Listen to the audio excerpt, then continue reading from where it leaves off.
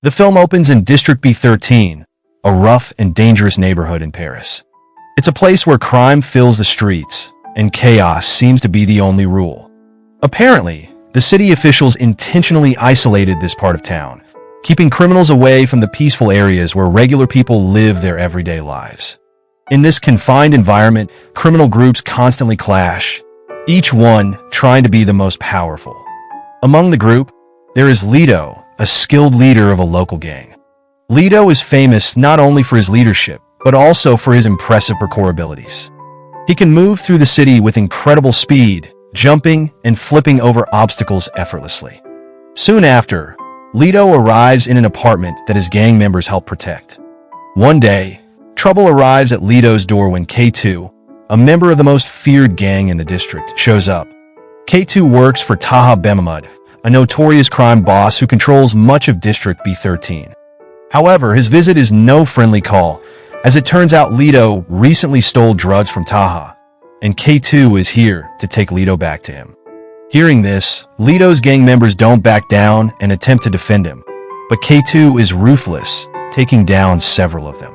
Soon, even more of Taha's gang members arrive, armed with guns, turning the apartment into a chaotic battleground. Sensing the danger, Lido quickly disposes of the stolen drugs by throwing them into the water system below the city, trying to destroy any evidence. Despite the chaos, K2 manages to fight his way to Lido's apartment. He even gets past a few neighbors who attempt to stop him. As a result, the tension in District B13 is reaching a boiling point, and Lido finds himself in serious trouble. Realizing he needs to escape quickly, Lido relies on his parkour skills.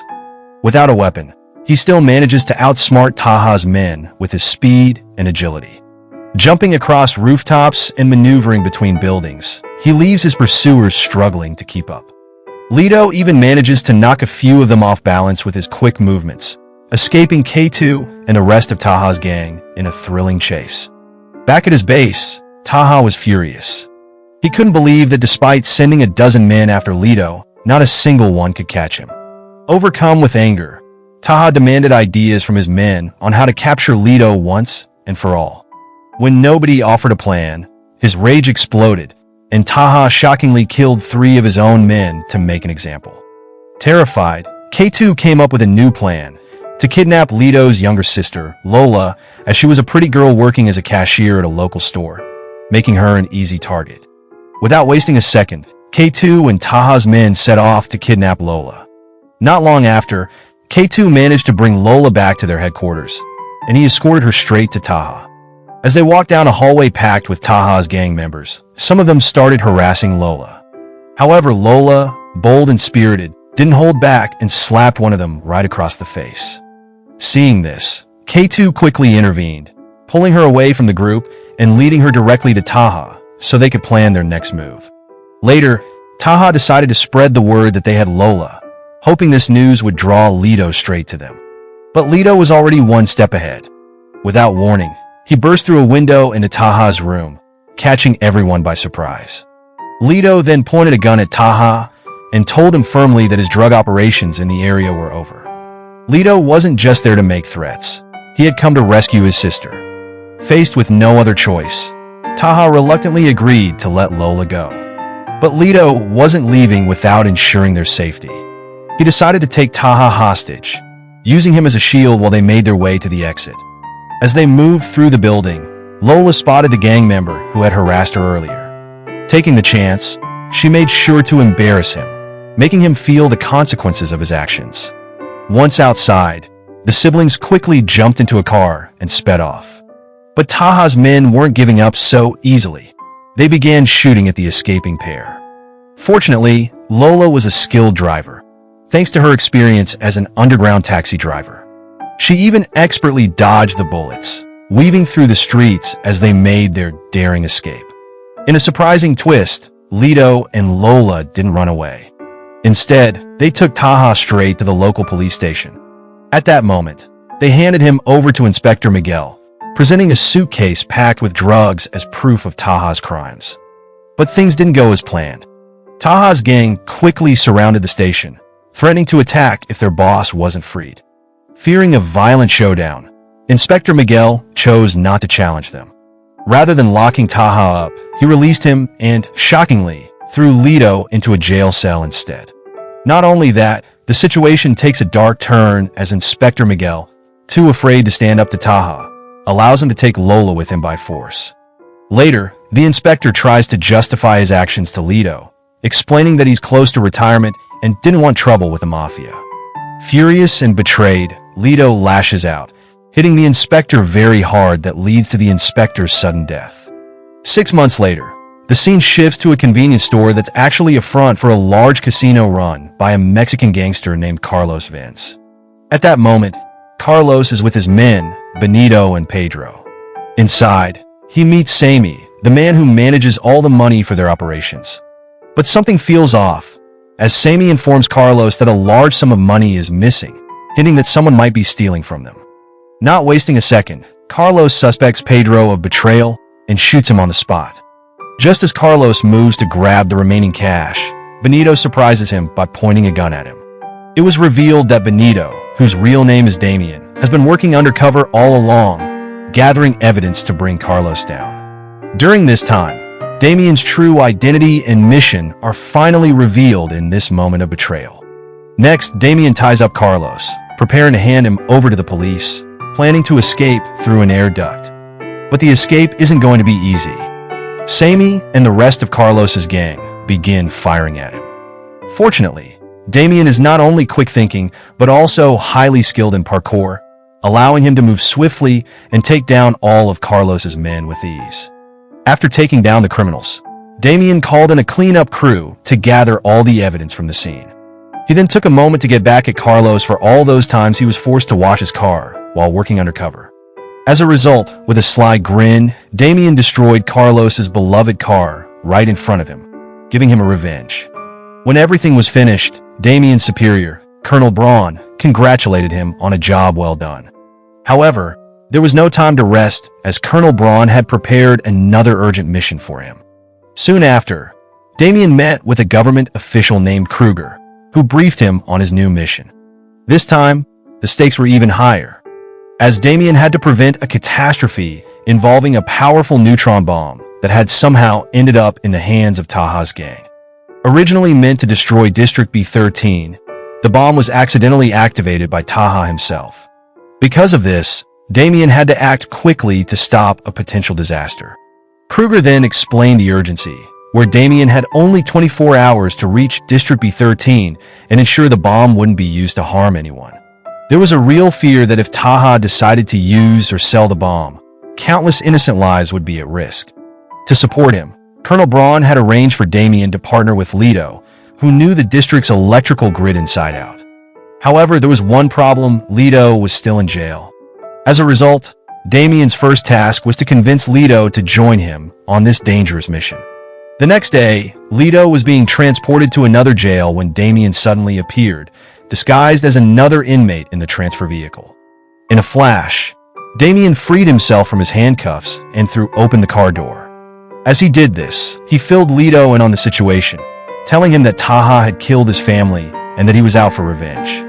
Damien also shared the heartbreaking news that Lito's sister, Lola, was now in Taha's clutches, being forced into a life of drugs.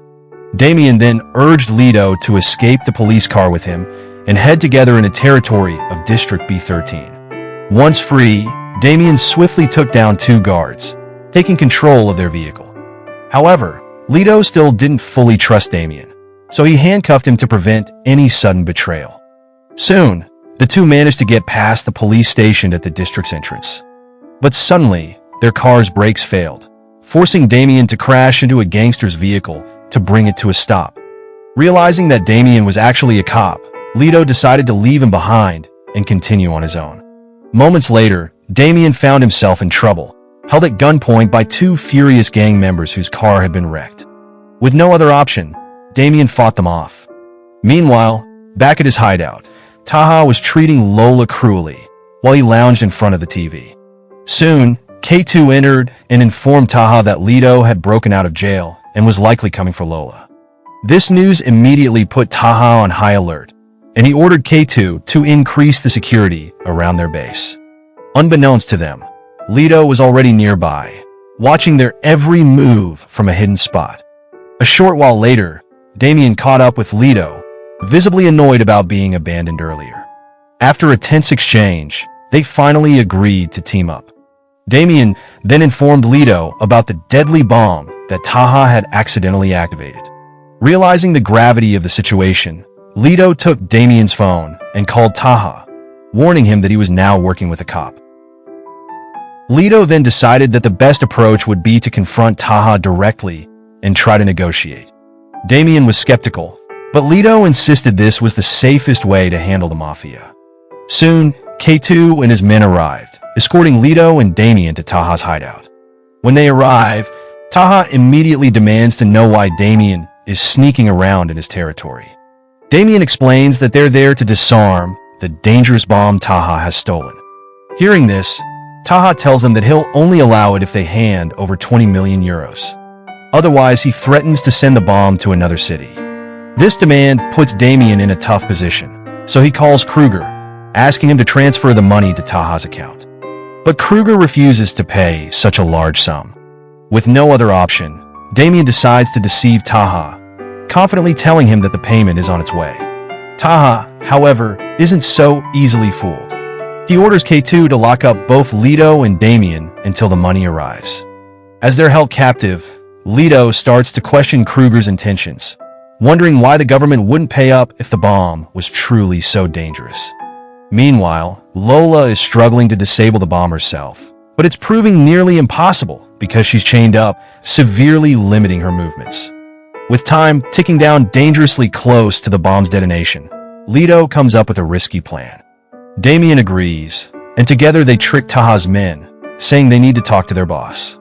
But as soon as they step into the hallway, they turn the tables, using their impressive parkour skills to escape from Taha's heavily armed guards. A few moments later, Leto leads Damien into a hidden tunnel to escape the chaos. Back in Taha's headquarters, Sami delivers shocking news that Damien's story about the money transfer was a lie, and the government has seized all of Taha's cash. Furious and now broke, Taha's gang, especially K2, turns against him. Fed up with his leadership, K2 kills him on the spot and takes control of the gang. Now in charge, K2 orders his men to hunt down Leto and Damien. But the two are experts at evading capture, effortlessly leaping across rooftops and dodging their pursuers. To throw the gang off their trail, Leto suggests they split up. He takes to the rooftops, while Damien sticks to the streets below.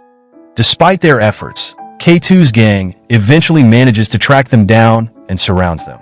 In an unexpected twist, K2 doesn't want to fight. Instead, he's desperate for their help in disarming the bomb, which is set to wipe out District B13 in just 10 minutes. During this time, K2 agrees to work together to defuse the bomb and save the district. But just as Damien and Leto are about to start, they are stopped by Bowhead, Taha's most loyal henchman. Damien struggles to fight off Bowhead, but with Leto's help, they manage to overpower him. With no other option, Damien knocks Bowhead out with a brick, ensuring he stays down.